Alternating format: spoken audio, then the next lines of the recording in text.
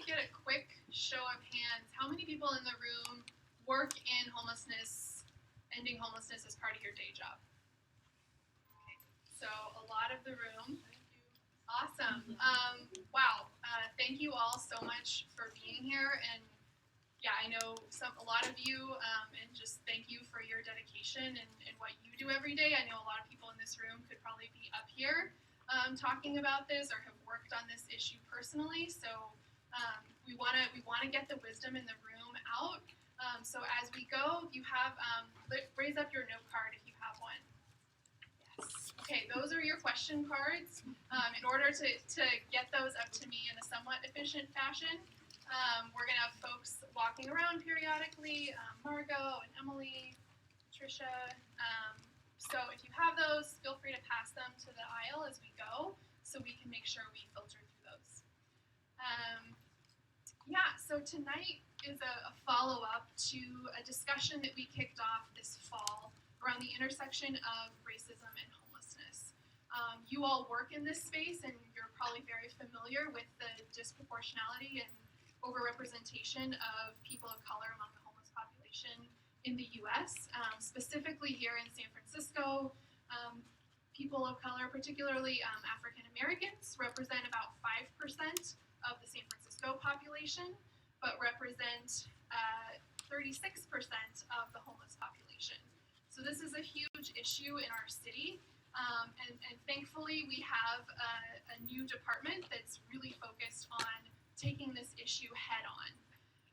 And so as a recap for those of you who weren't involved in the fall, we did a few really important events, bringing in Boston-based Center for Social Innovation and their new initiative called Supporting Partnerships for Anti-Racist Communities, known as SPARK. So hopefully some of you signed up for their mailing list on the way in. If you want to kind of keep up with the progress, feel free to sign up on your way out as well. We also had some other nonprofits and organizations supporting. Of course, HandUp has been doing a lot of the kind of public-facing event organizing, Project Homeless Connect, Hamilton Families, and then a bunch of other organizations were involved, as well as several corporate and community partners. We also hosted 3 important convenings in the fall that kicked this off. The first was a town hall event that brought together over 900 people, around 900 people, to talk about this issue in a more public space. There was a racial equity training that brought together 175,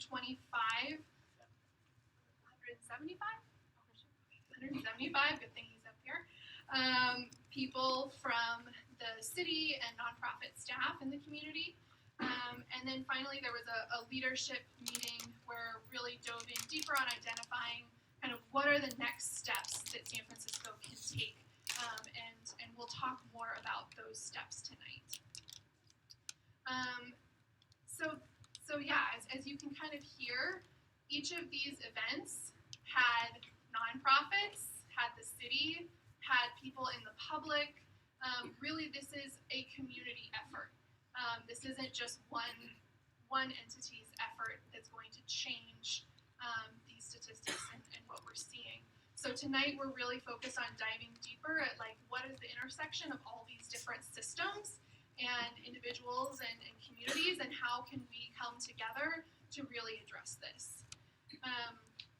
And I also want to just take a pause to recognize, the last time we met was in October under the Obama administration.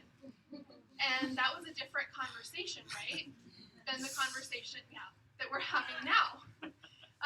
And that's something that's really important that we're gonna address as well is, how in a Trump White House we are facing just fundamental questions about what it means to be American, who should be included in housing, and how can we fight for what we want, what we want to see. So yeah, it'll be a nice light conversation, really easygoing, nothing hard. And thankfully we have this amazing panel of speakers who know a lot more about this than I do. So immediately to my left is Marc Dones. the Associate for Equity Initiatives and Diversity at the Center for Social Innovation. I'm sure many of you got to see Marc this fall. Marc has a background in psychiatric anthropology, mental health, really has focused a lot on youth homelessness and systems approaching youth. Marc has worked at the Massachusetts Executive Office of Health and Human Services, focusing on youth violence prevention and reduction, and was also on the Massachusetts Commission on LGBTQ youth. So thank you, Marc. Tomiquia.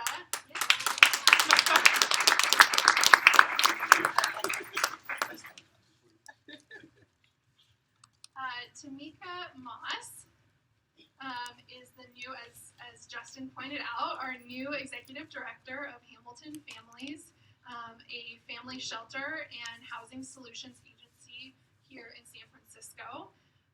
Most recently, Tomiquia served as the Chief of Staff for Oakland Mayor Libby Schaaf, and before that as Executive Director of HOPE SF, a $2.6 billion public housing and neighborhood revitalization plan to rebuild public housing developments across San Francisco. She's also served as the Community Planning Policy Director of SPUR, and in 2008 was instrumental in establishing the San Francisco Community Justice Center, where she served as Program Director. So Tomiquia has a lot to offer this conversation.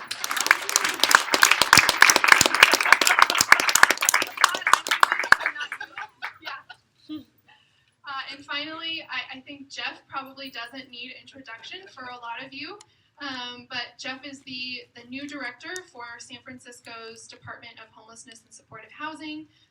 He's been in the homeless services field here in the city and is well known.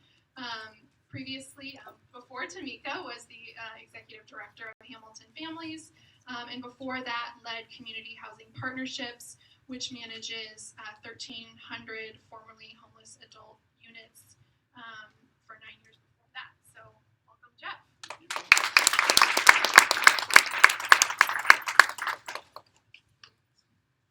And yeah, thank you all so much for being here. I want to start kind of laying the land out a little bit, giving folks a sense of, maybe a little bit of a recap from where you were where you presented in the fall, but what is Spark? Why did you start this? And can you give us some data and background on the intersection of racism and homelessness and why this is so important to you? That's me. Hi, everybody. So a couple things real quick. There are still some seats up here, I feel, and there are just so many of you that I can't see so far in the back. And if you would like to come forward, I would just very much encourage it. None of us will kill you. Okay, so we started Spark because we were very interested in ending racism in America and thought it was doable. That was that was before October even. So so about 3 years ago, our agency, the Center for Social Innovation, began to look at the data. I love when people actually do come sit at the front. We began to look at the data and saw that over and over and over again in the HUD reported numbers and in the literature, there was this floating statistic, right, which was that folks of color, and particularly black folks, were about 3 times as likely as white folks to experience homelessness. The only population that came close to black folks with regard to frequency of homelessness was Native Americans, who were about 2 times as likely. So that was it. That was all she wrote, so to speak, right? People would write that over and over and over again in their papers. They would, run studies on shelters and say, well, we interviewed 500 people and 400 of them were black, and that didn't strike us as odd, so we just kept going.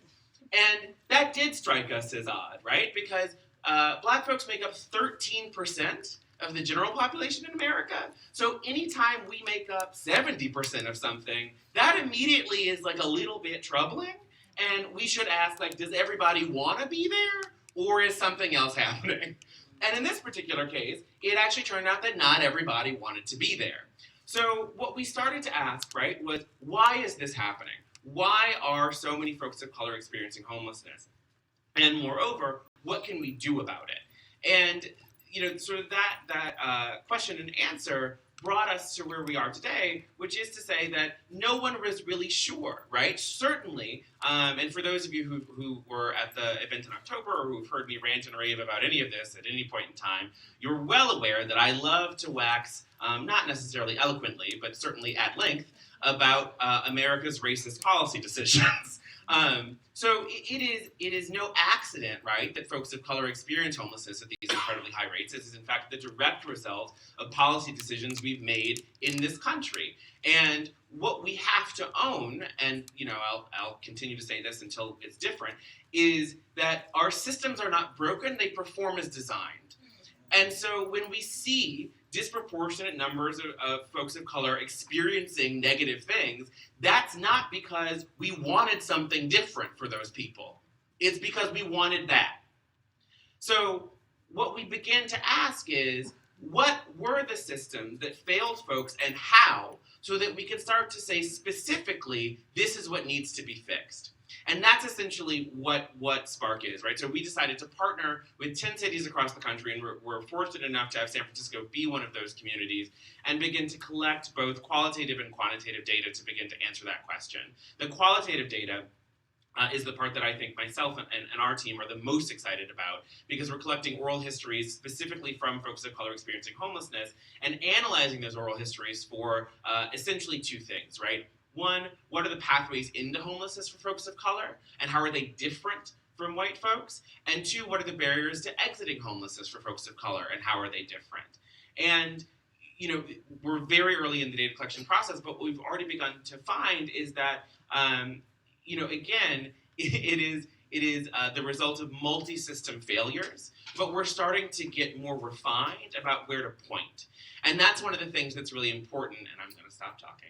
That's one of the things that's really important, I think, in social policy, right, is that very frequently we have conversations about the system, and we don't narrow in on what part, where, how, right? We don't get tangible, we don't get specific.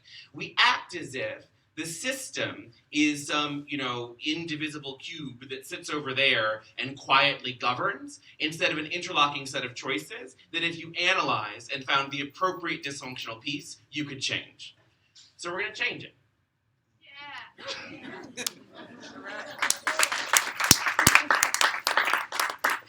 Kind of getting more specific, I'd love to pass it over to Jeff and dive in more, like, what is the context for this in San Francisco? Looking specifically at the disparities here locally, but then also maybe just chiming in on why San Francisco jumped to the table for this initiative. There's a lot of questions there. Let me just answer the last one, why San Francisco jumped into this issue. I mean, I think that any department or organization that's focus is on addressing homelessness needs to put racism sort of front and center in that work. I think the good thing when our department got created and brought together staff and funding and people and programs from 5 different departments, by putting it all in one place, it sort of created the center of gravity around the issue, so to speak. And when we thought about some of our priorities as a department, this one quickly rose to the top. And in October, we sponsored a convening, which more than 800 people came to the first night.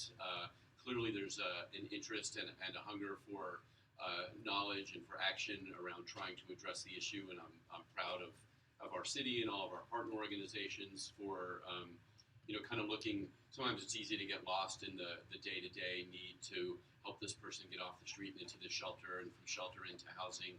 But to be able to think a little bit bigger is a really unique and wonderful opportunity. And we had heard many people on city staff that heard Spark, the Spark team speak at various conferences, and immediately reached out to them, and we're happy to have them as partners in this. Did that answer your question? You got him. Tomiquia, I'd be curious. I know you've worked at local government, you've worked coalition building, you've been in a lot of different places, but now you're at Hamilton families. How do you see the role of the nonprofit sector in this conversation, particularly as you're stepping into this role? Well, I mean, first of all, I want to just acknowledge you all in the room first and foremost, because I think that the people in this room are the reason that people are paying attention to this issue in a really different way. It's forcing the conversation that it is unacceptable, the conditions by which people are living. And I just want to give you all a hand, give yourselves a hand, and acknowledge that the service providers on the ground who are touching these folks every single day are the reason that we are able to advocate on their behalf and on your behalf to make sure that we're influencing the right policies and having the right discussions as organizations and with our city partners, with our state and federal partners about this issue. So I just want to start out by acknowledging all of you in the room and saying thank you. I think that the nonprofit sector has an incredible role to play.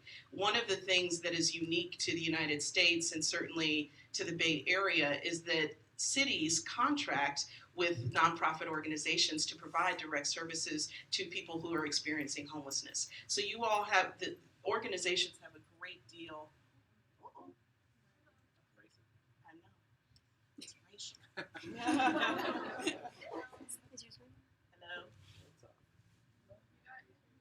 That's the dead battery. You say you have someone on it already?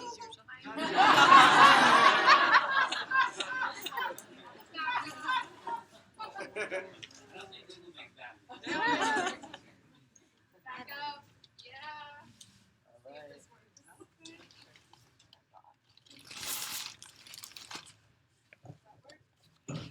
Oh, I see here. Click it on. Well, we're gonna have to share it. So we'll have to improvise. I'm a hold it. Since I have to pass it, right? Okay. Yeah, I think that's a good idea. Sorry about Technical difficulties at Google. That's my favorite part. That's so hard.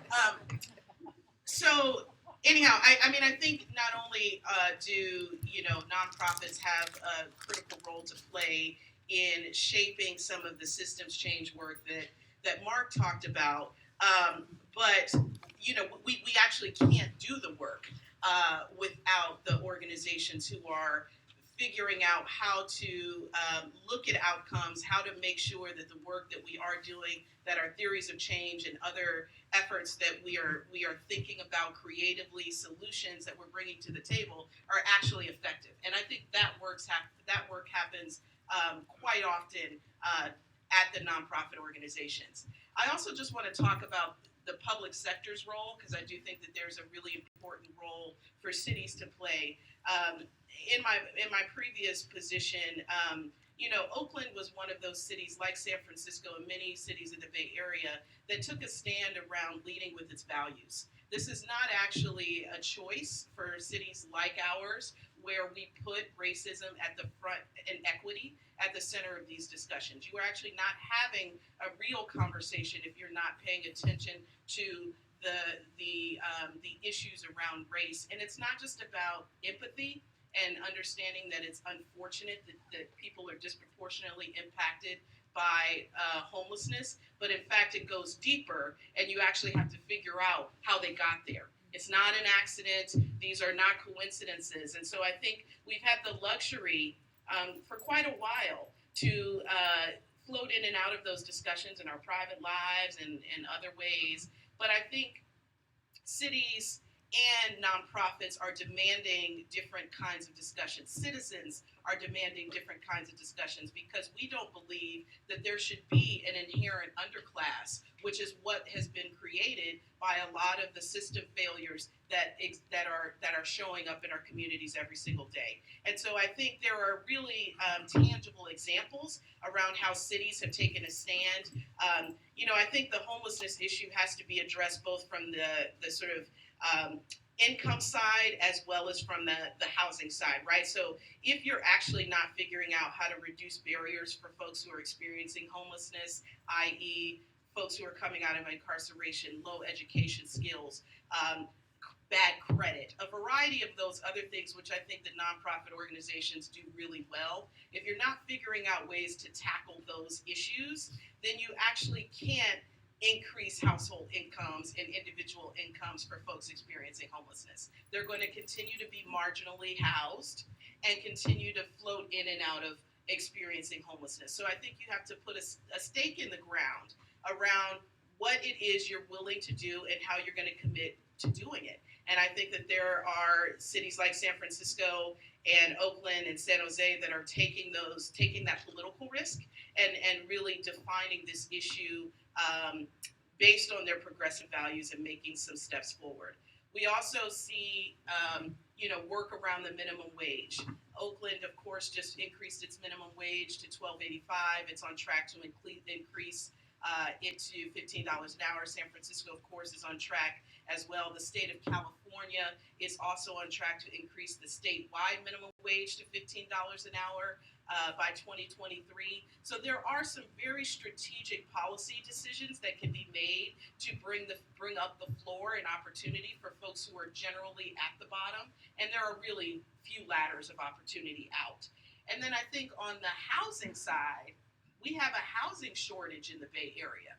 So when you talk about, certainly at Hamilton, when we are placing families, a lot of our families are being placed outside of San Francisco. How do we think about this as a regional issue? We can no longer just hold on to the fact that cities or, individuals are responsible for bringing themselves out of poverty and out of homelessness. We have to hold the broader regional economy and the fact that geographically we are all moving about this region, and how do we look at solutions that really take into effect and multiply and we can receive the benefit of a regional strategy when we're dealing with economic prosperity.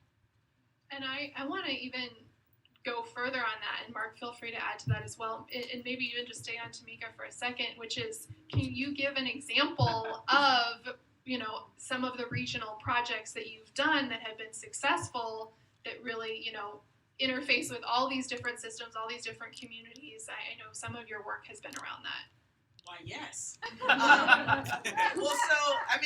think the sort of topic of this conversation is interesting because in my mind, all of these things intersect. You have no person actually lives their life just around their housing needs or just around their child's education needs. It's all intersecting. And unless we begin to build policy around those intersections, I think we continue to fail the populations that we're serving. So some specific examples, in Oakland, we just did a regional housing bond, which was all of Alameda County came together and decided to run a campaign around increasing dollars for building and preserving a more affordable housing for the county. Now, region can be defined either, small or large, but that was a huge feat for cities within Alameda County to recognize that, Fremont needed to take on some housing responsibility, just like Oakland, just like Dublin, just like other parts of the county. And so it was a real win. That measure passed by 82%. It was really incredible. And so we began to see, and frankly, we saw San Francisco do the same as a city and county and pass a housing bond. So we began to think it was possible. So I think when you start to look at your neighbors and try to figure out how the issues that they're facing can actually be solutions for each other, I think there's a lot more will to move some of these initiatives forward. We also did an infrastructure bond where we tried to look at, this was Oakland specific, but we wanted to couple it with the county-wide housing bond so that people can begin to see the intersectionality of all of these issues and not isolate, transportation costs and needs from housing needs. We want to force the intersection, and I think the Metropolitan Transportation Commission and the Bay Area ABAG, everybody know what ABAG is?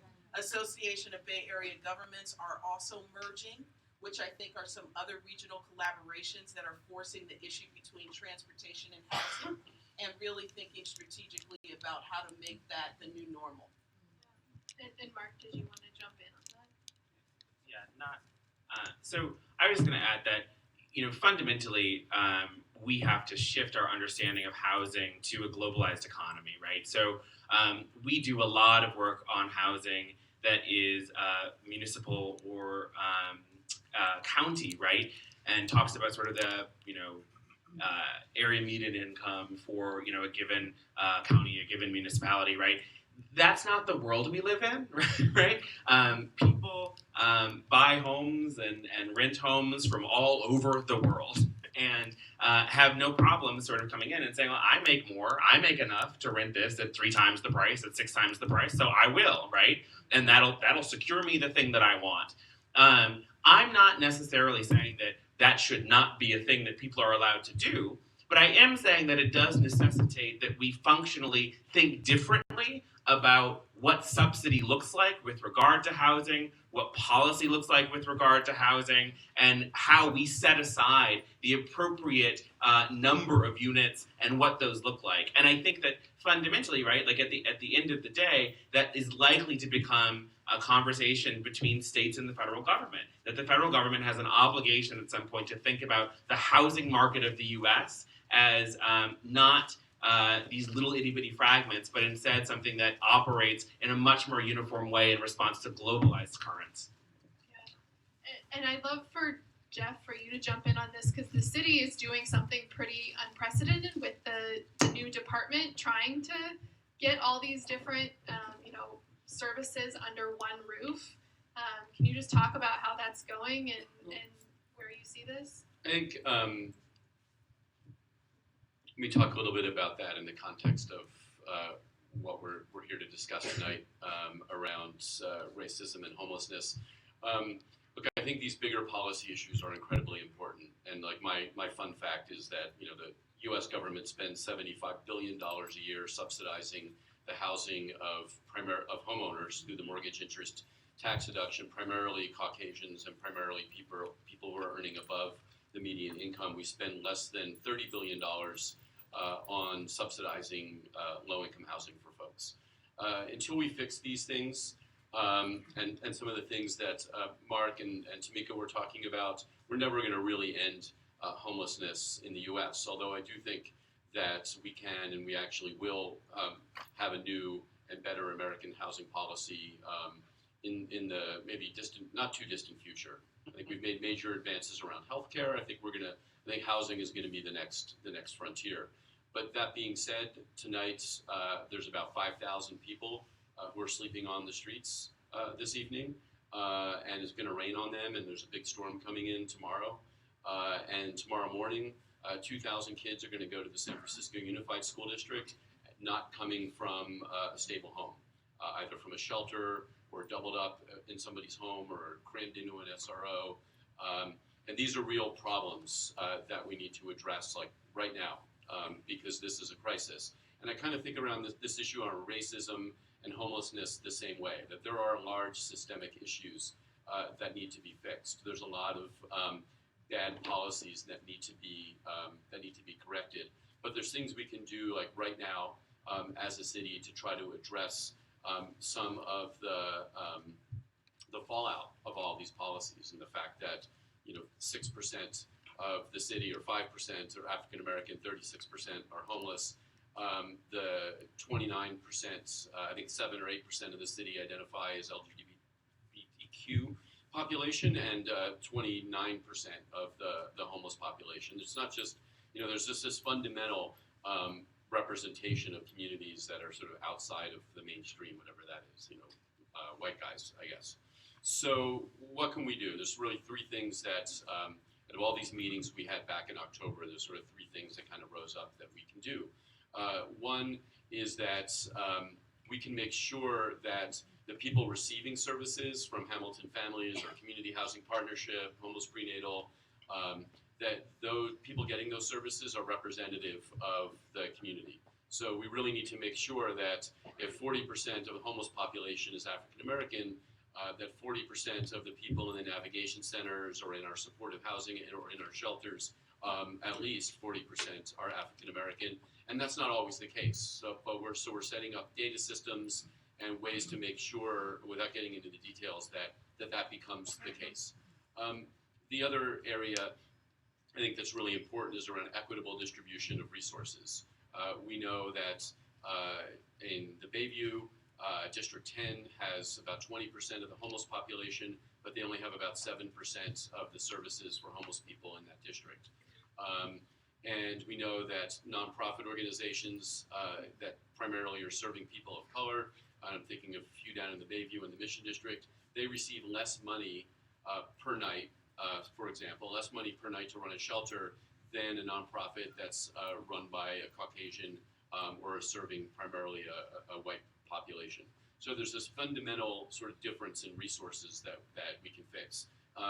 And that's, like I say, it's an easy fix, but it's something that we can totally do.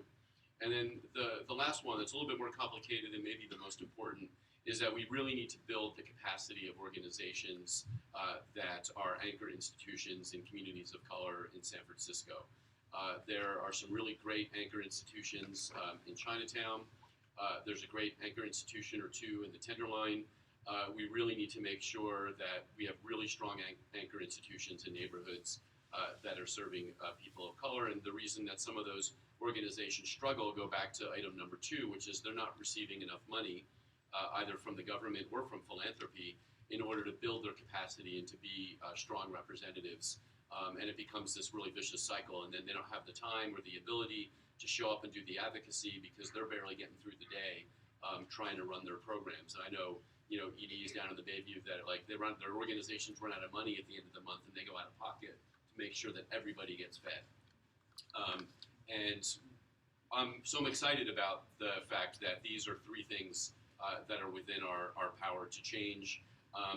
But with that, the other thing that needs to change is sort of how we provide services and how we talk about the services that we provided. If organizations and departments like mine are going to be primarily led by white people, the way that they provide services may not necessarily be speaking to the 20-year-old African-American kid out on Market Street who is never going to call himself homeless. If you say, "Are you homeless?" he's going to say no, because that's something else.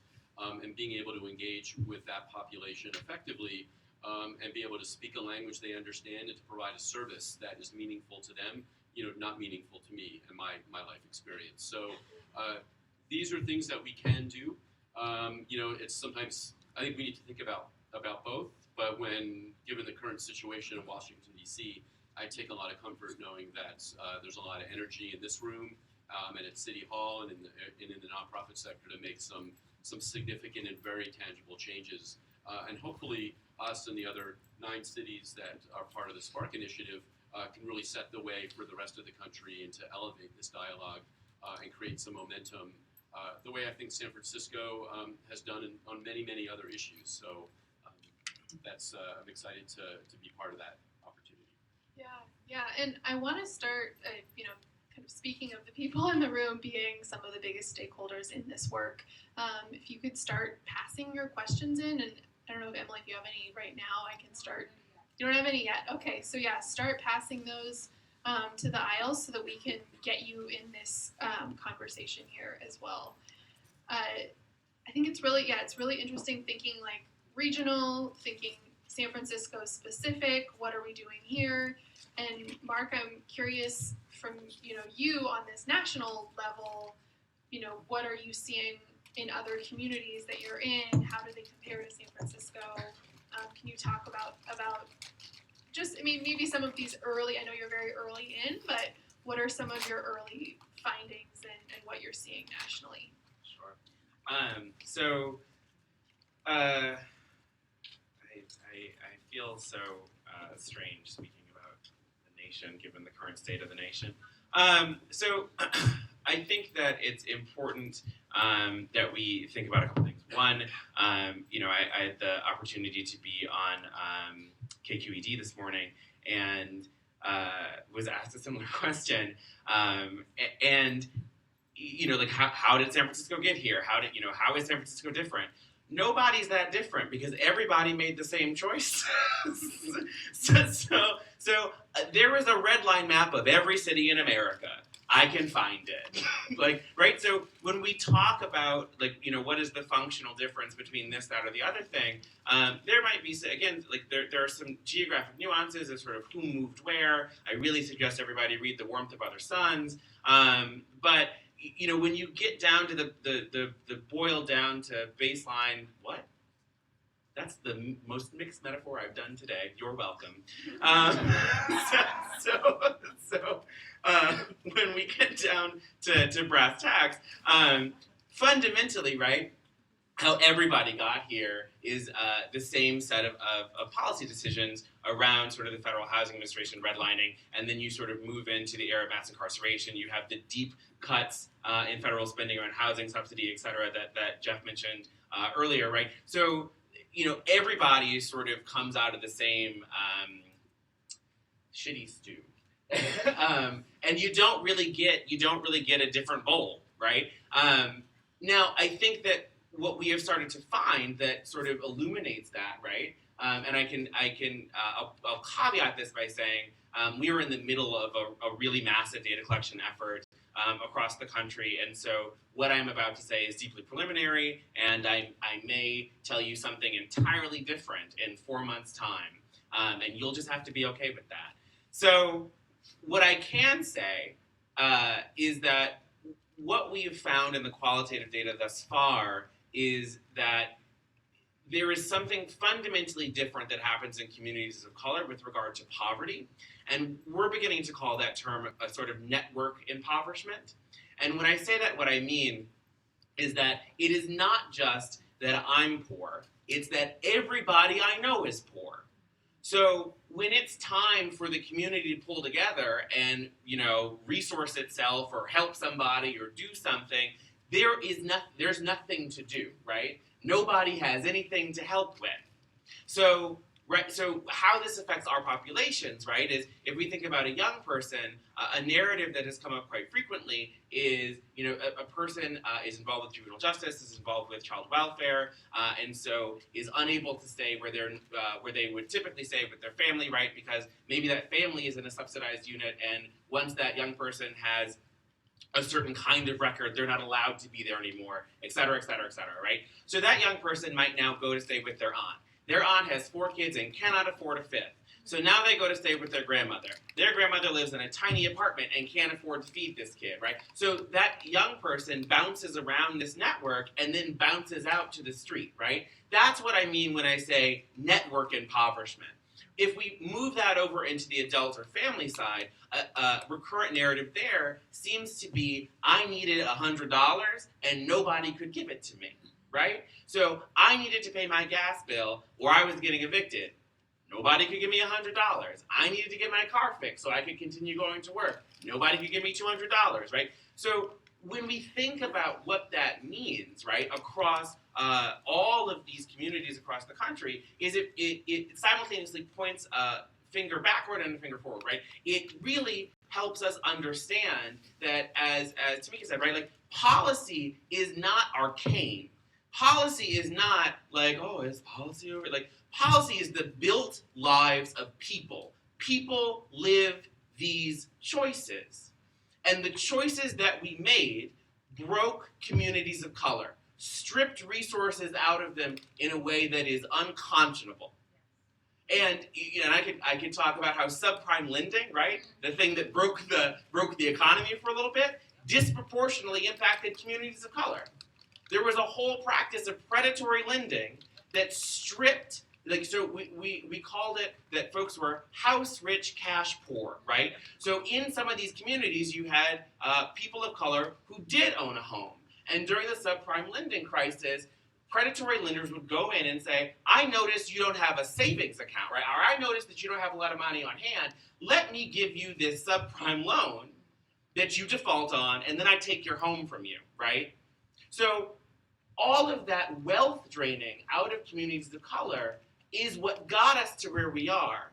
And it tells us that the only way forward is deep, sustained, deliberate investment into those communities. and that investment must be channeled through, as Jeff rightly pointed out, the people who live there. It cannot be administered to them, right, in this sort of paternalistic fashion of, well, you clearly are poor because you don't know what to do with money. I don't know that that's the case, right? If you ain't ever had 2 nickels, how do I know what you do with money?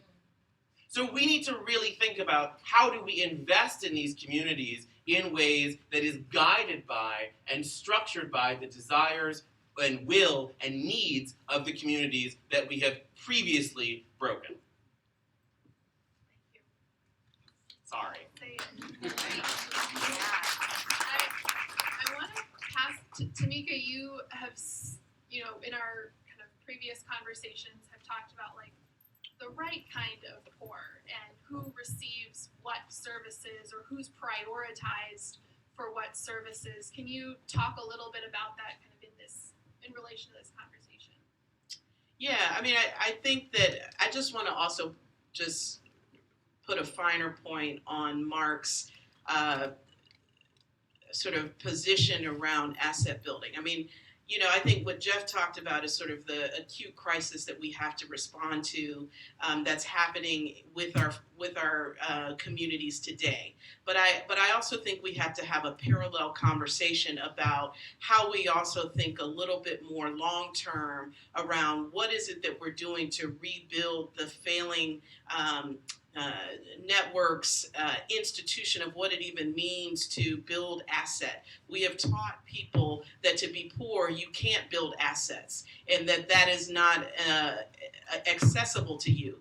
And, one of the things that I think is important is to make sure that we are communicating with the folks that we serve that asset building, saving. Hamilton does this with the folks that we house at the Transitional Housing Program, that when you save, that actually means something, and that you can save even if you are a low-income person. So I just want to put that out there. I think we often are forced into choice around our acute needs that are happening today, and therefore I have no additional resources to save, and I think that mentality continues to perpetuate negative outcomes for folks.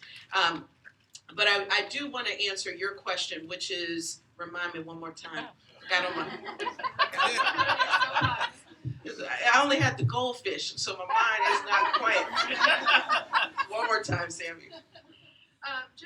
We talked previous about the right the race kind to the of bottom. poor, and particularly like how do these judgments attach to communities of color? Correct. So one of the challenges that we experience, I think, my work in San Francisco, but certainly we saw in Oakland, was this notion that, the pie is generally just too small. And, in a city like Oakland where, the city is an under-resourced place that barely has the resources to cover its core services. When you are providing service dollars to our nonprofits, there becomes a debate about which marginalized community deserves more resources based on, who's in most need. And that's a really hard model when everybody's in need. When you have low-income disabled seniors who are struggling to get their needs met, and then the young boys of color who are joblessness by 3 times the rate of their white peers. So I think that there's a broader discussion about this scarcity mentality and how nonprofit partners each other are pitted against one another because they're fending for survival. So when we talk about survival, it's not just survival of our clients and participants, it's also survival of the nonprofits in the Bayview who are competing with the more well-known nonprofits in the Tenderloin. And it becomes a discussion of, well, I do good work too, therefore, who should get the resources? And I think that consistent conversation ends up keeping us deflected from how do we strategize around growing the pie, and whose responsibility is it for us to really evaluate the resources that are available and make sure that we have an equity and a racially astute lens in how we are actually serving communities and how those dollars get added up, get distributed. So I think it's a really easy pitfall for a lot of organizations to fall into, and certainly the city government falls into it too. You see it very, very clearly with the city council members who are, long-term supporters of X organization that's serving Y population, and then, Johnny over here, you got it, you trying to serve the kids who are, just out of, juvenile hall. I'm sorry, because I got to go serve the kids who are being sexually exploited at, the Lavender House. So I want us to actually figure out how to have a different kind of conversation so that we can figure out a new baseline for how we advocate as a broader community around resources. I want to pull out one specific thing you were talking about is this isn't just a conversation of the clients serve, it's also a conversation around the organizations, and maybe this is for Jeff or whoever wants to jump in on this, but a really good question from the audience is how can nonprofits raise the wages of direct services staff? Knowing that a lot of the folks on the front lines are formerly homeless themselves, and how can we raise the bar on that? I mean, I have some ideas. So having spent most of my career in the nonprofit sector and a lot of it running nonprofit organizations, this has always been, a really big struggle. And I think there are equity issues here, and I kind of want to keep this focused on what we're here to talk about. And I think it goes back to this issue of ensuring that organizations are receiving their fair share of the pie. I think it's important that philanthropy look more broadly at the nonprofit sector and maybe look a little bit harder and not always wait for nonprofits to come to them to support them and to fill out their forms and go through their process, because a lot of those organizations don't even think that they're even eligible, because that's something that happens downtown and we're not part of that system. In order to help build these organizations' financial capacity, I think philanthropy has a big role to play in trying to support these organizations. But at the end of the day, this is a real struggle that I don't think we're going to solve here tonight or in the context of this of what we're talking about. Which is the fact that it's not just nonprofit employees. I mean, there are city workers. I used to imagine when I worked at the nonprofit sector that I'd get a job at the city someday, and the stars everybody would start, the sun would, whatever, music would play, and all of my problems would be over. It's not really like that. For so many reasons. But I'm talking about like a line staff worker, a case manager that may come from a nonprofit X and come work to the city and think, oh, it's all going to be solved now. I work for the city. I don't know. I don't think hardly any of my staff in our department live in San Francisco anymore. We were joking about we should just open up an office in Oakland, and they're like, well, then you would have to commute. I'm like, that would be fine, because I would be like the one of 5 of us commuting, and the other 100 are going to be in the East Bay where they're already living. This becomes like a regional housing issue. It becomes a minimum wage issue. It becomes what we think is important as a society, issue. Like, do we want to spend $75 billion a year subsidizing home ownership, or do we want to spend $75 billion a year subsidizing affordable housing and paying the people who work there a fair wage? These problems aren't going to get solved by our little departments or in the context of what we're talking about tonight. I think they go back to the much bigger systemic issues. But I do think the one thing that we can do is, like I already spoke about, is to make sure that we're paying nonprofits equally out of that pie, that the pie gets shared with everybody, regardless of what neighborhood you're in. I think we need to grow the pie too, but I think we can also focus on making sure all the pieces are equal.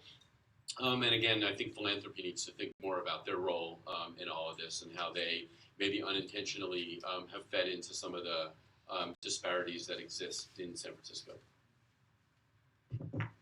I just wanted to add that I think one of the challenges with the work that is done by nonprofits is that it's perceived to be charitable work.